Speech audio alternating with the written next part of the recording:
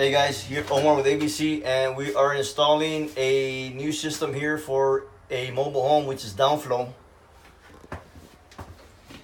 And there's Juan Carlos installing the unit, wiring it up. There's a blower on top. We're missing the coil. It goes down there in the bottom. It's a gas unit.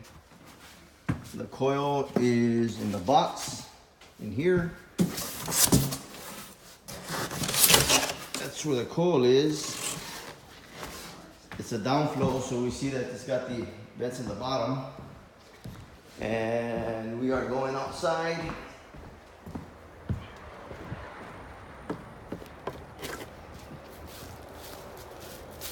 We are going outside. And here we have the condenser outside. 3.5 ton condenser. We got a new pad there in the bottom where it sits. We're gonna solder the lines up here in a bit and get this bad boy up and running.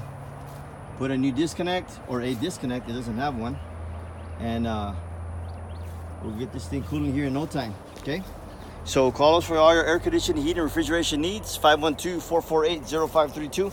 You can also find us on the web at www.abcaustinacandheating.com. Okay, installs, service, things like that. So here's one of our trucks.